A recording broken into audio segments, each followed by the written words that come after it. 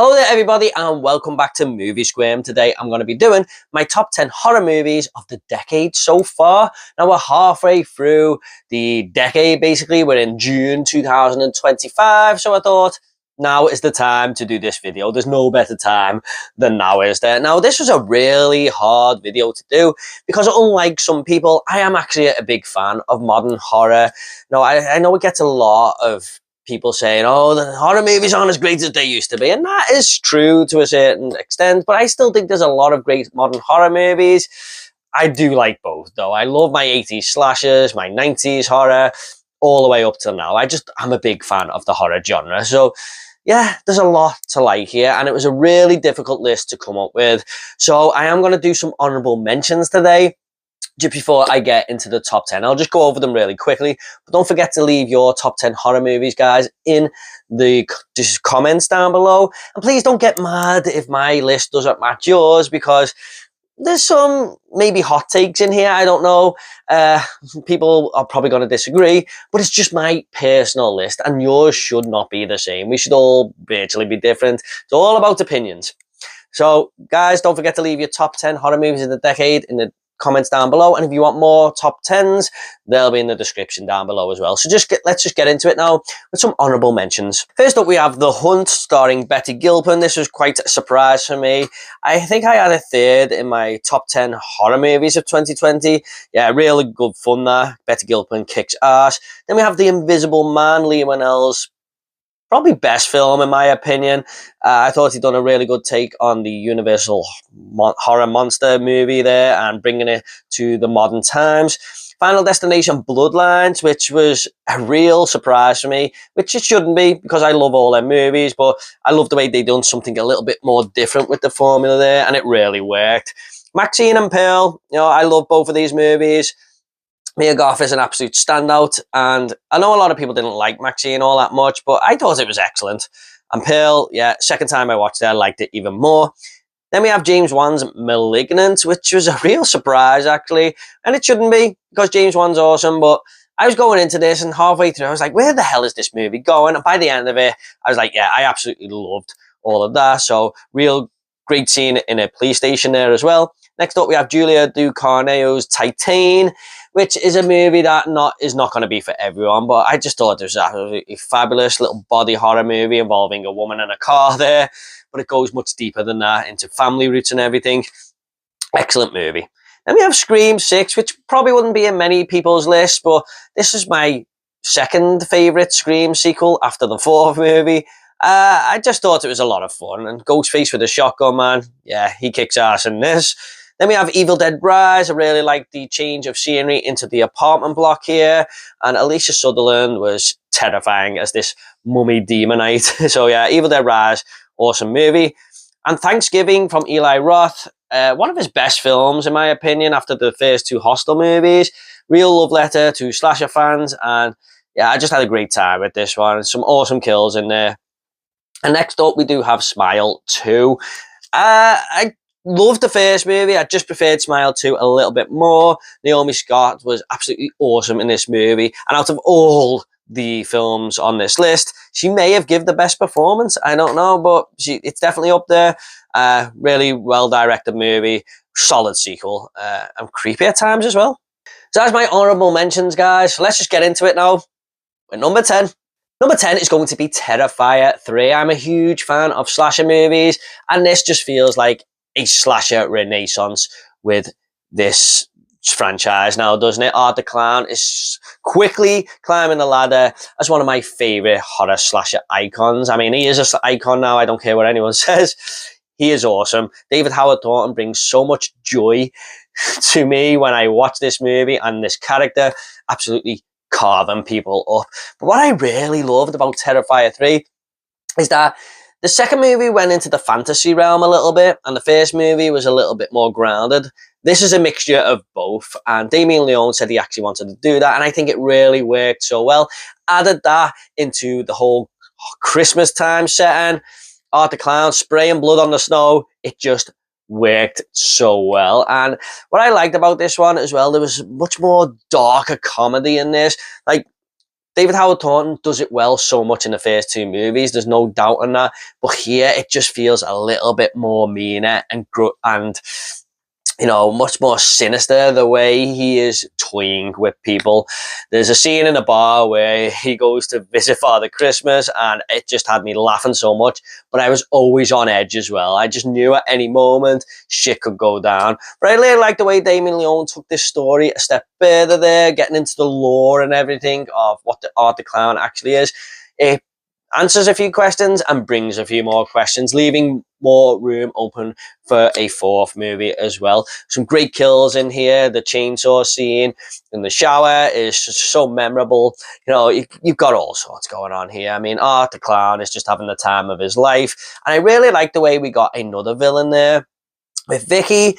And it was kind of like a double act of killers there. And she kind of came from nowhere, even though she's been in the franchise before. So Terrifier 3 for me, absolutely awesome film. My favourite in the Terrifier franchise, and I can't wait for Terrifier 4. Damien Leone is working wonders here, and I was so glad he was given so much more budget for this movie because it's all put on screen. So in 10th place, it's Terrifier 3. In 9th place, we do have Bull, and this is a British movie where a lot of people might not agree that this is a horror film. And I can see their point, but when the movie is all said and done and the end credits roll, I don't think you can be argued too much that it's not a horror movie, because this is basically seeing a character called Bull, played by Neil Maskell, who you'll know from The Football Factory, and what else? He's been in Kill List and stuff, but this is his best performance by a country mile.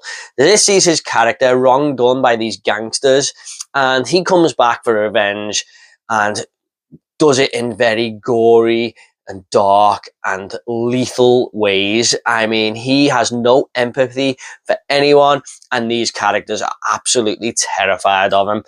There is some really horrible, violent shit going on in this movie, what Neil Maskell does to these characters, and it just makes him such a scary character. I mean, I've seen some good performances from Neil Maskell, but here I was actually on the edge of my seat for the entire film. Every time he came on screen, I was like, what the fuck is this guy gonna do now?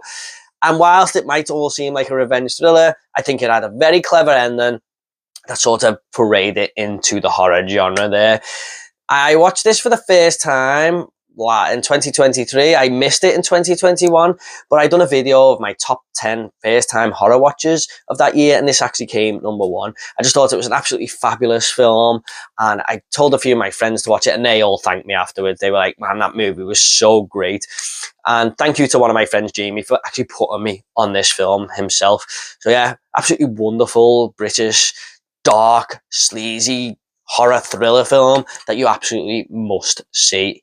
And yeah, I just thought Neil Maskell was absolutely brilliant in this. So that is Bull. Next up, we have The Sadness. I believe this is a Taiwanese film. That's the correct way of saying that. And this is basically a virus outbreak movie, kind of like 28 Days Later or The Crazies. Not quite full on zombies in this movie, but they're just people losing their mind, going crazy, and just attacking other people, basically. And I remember watching this movie, and I text my friends who I'm in a group chat with, and it was about 40 minutes in, 45 minutes in, and I said, I think I might be watching the greatest film ever made here. Now, I may have exaggerated that a little bit there, but I was just like, there's nothing wrong with this film. This is absolutely amazing. And it did continue to be like that throughout the entire runtime until the last 15 minutes where it kind of lost it a little bit. But man, there's some absolute crazy shit going on here. Like, these people who get infected by this virus are just, you don't want to be near any of these people, put it that way. And the way it quickly takes over this city is just like wildfire. I mean, people are just losing their minds left, right, and center. There is a scene where one of our main protagonists is on a train, and this old guy turns into one of the infected, and it is one of the most tense sequences I have ever seen in a horror movie. I mean, that train setting is just unbelievable. One of the greatest scenes in horror history, in my opinion. But I really like the way we've got this main protagonist trying to get to his girlfriend, who's kind of lost in the city, and he's trying to track her down to save her. You know, that's the main sort of story, the main foray we've got to go with.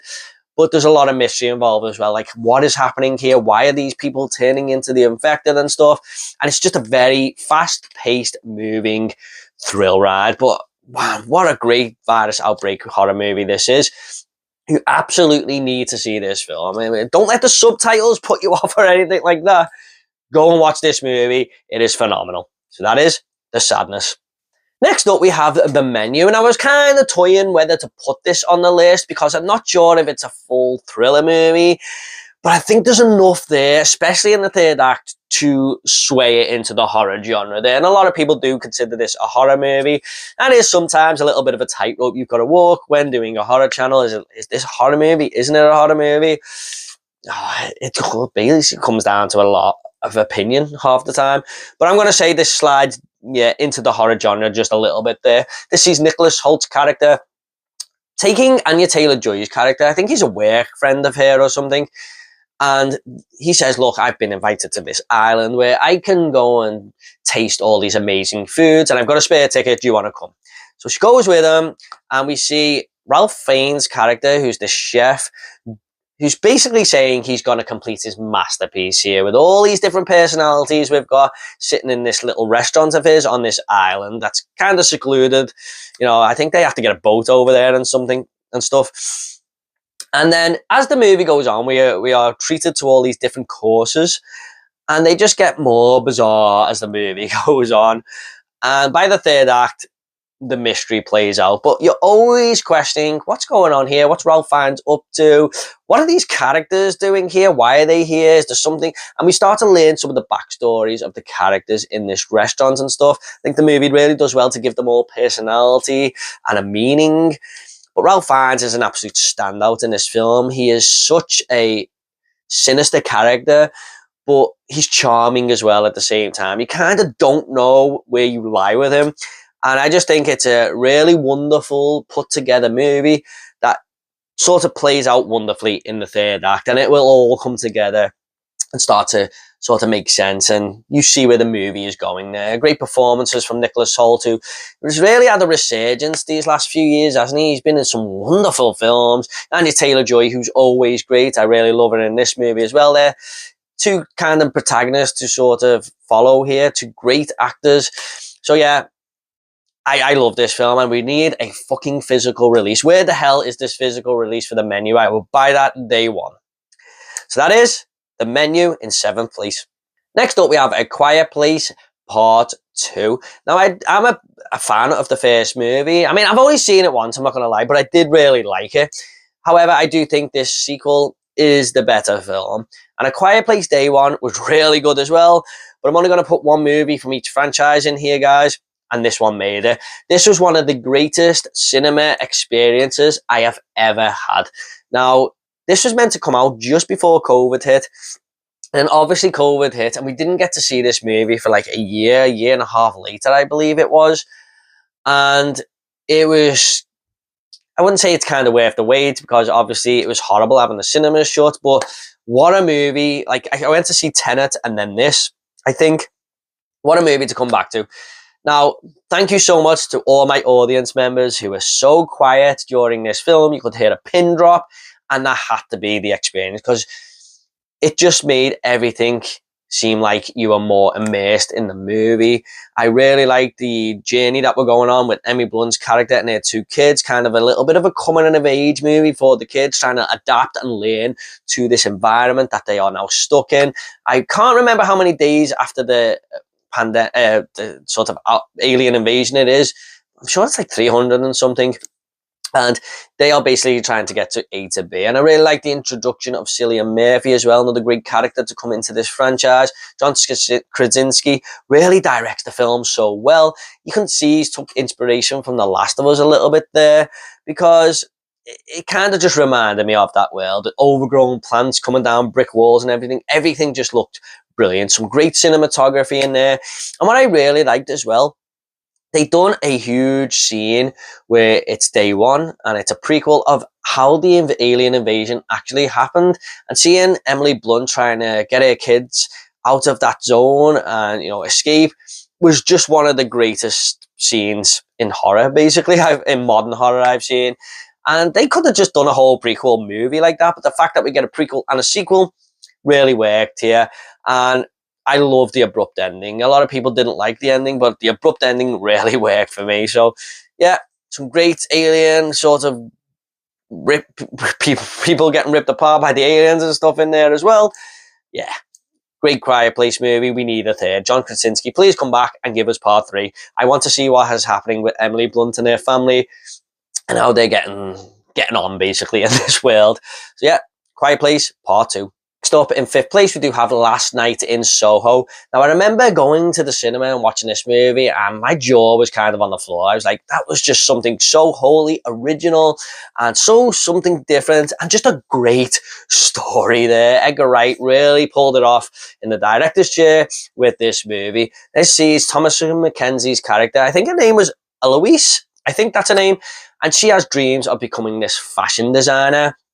And she basically goes to Soho and wants to learn her trade there, but she doesn't really like the other girls in the sort of the college, basically the university dorm. So she goes and finds her own place in this sort of guest house, if you like, and she finds a room in this apartment. I can't quite remember what it is. Anyway, she starts to have visions of this young girl from years before. I think it was the 60s, played by Anna Taylor-Joy, and what happened to her on this night in Soho. And it becomes this murder mystery film where she is basically going from one time zone to the other. Now, that might seem absolutely ridiculous, but Edgar Wright really blends it well to make it seem seamless, if you like, and it just really works on screen. But the more we delve into this mystery and stuff, you're like, holy shit, what the hell is going on here? And you just want to get involved and immersed in it so much.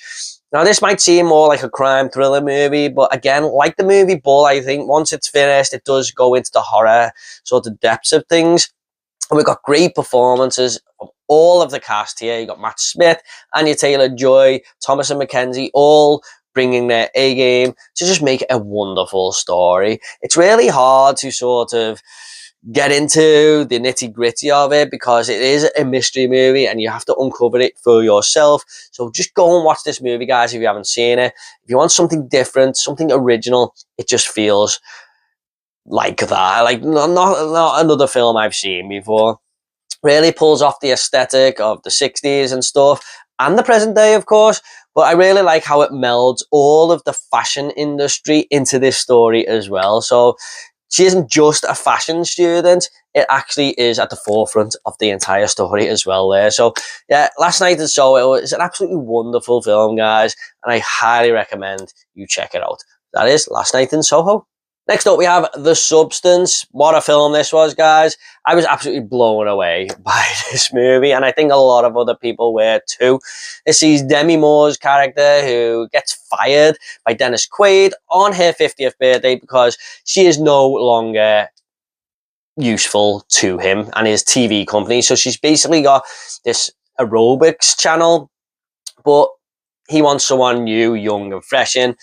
And Demi Moore has sent on her way. Now, Demi Moore doesn't take too kindly to this, and she finds this advert for a drug that will give you a younger, better version of yourself. And that younger, better version of herself is Margaret Qualley's character, who basically comes out of her body and gets this gig as this TV show host. And they basically have to swap bodies every 7 days, otherwise things will start to get a bit hairy-dairy there. And obviously, where do you think that's going to go? And it goes down the full body horror route and has some amazing practical effects and stuff here. Like some of the stuff we see later on in the movie is bizarre, but for me, this is one of the greatest body horror movies I've ever seen. But I really like that there's some social commentary in there of, you know, actresses and actors as well, you know, sort of the ageism thing starts to come into play there, you know, and there's messages about how you should love yourself no matter what age you are, no matter how you look. You know, you're beautiful on the inside and out, but some people just kind of can't accept that and will have to go down different routes. But I really liked all that commentary, and the movie just had something to say, basically. But it's got a really banging score. You know, it's just got an awesome story. You got Dennis Quaid, who is just this absolutely grotesque character. Like, for all the body horror we get in this movie, one of the most gruesome, well, not gruesome, but hard to watch scenes is him just eating some of these prawns, basically, with the camera fully zoomed in on his face there. And Demi Moore just brings her A game. She got nominated for an Oscar for this, and I can see why. Bit of a shame she didn't win it. I know Mikey Madison did probably deserve it as well, but oh man, Demi Moore is going to some real fearless roots here to get this movie made. For Kala Farge, who's in the director's chair. And I can't wait to see what more she can do with the horror genre, especially. I'm really looking out for her next film now. And Margaret Qualley is another great addition, another great side character in this movie as well. So a lot of people say it goes a little bit too far in the third act, but I love the over-the-topness and stuff. It just had to go there. It couldn't stop. It carries on throwing more at you. When you think you're done, it goes, now, hold my beer, here's more. So The Substance is just an absolutely wonderful film. I've seen it twice now, and I think I liked it even more a second time. So that is The Substance. Next up, we're going to have Ty West's X. Now, this is a movie I didn't really know too much about. I just know it was an A24 slasher film. I went to see it, and I absolutely loved this movie. My favourite horror film of all time is the Texas Chainsaw Massacre, and it really looked like Ty West took inspiration from that film, with these characters going into this sort of camper van and travelling to the outback of Texas. But he really nailed the 70s aesthetic there. It looked like you were in the outback of America in the 70s. You know, it just really got all the oranges and browns. The cinematography, the colour palette was perfect. And basically these characters are trying to make it big, because porn has become a big thing now, and they want to go and make some porno movies in this sort of shed at the back of this cottage that they've rented out. And they have, you know, big plans to make lots of money. But what they don't plan on is the couple who've rented them this sort of house at the bottom of the garden are a sinister, murderous couple, basically. And it turns into a bit of a slasher film there. And it was, what I love about this is it's not just the slasher element. I mean, all the kills and stuff are great towards the third act, you know, some real cool gore and stuff like that. But it's the characters. I mean, one of the hardest things to do with a slasher movie is get good characters, because most of them are just there to be killed off.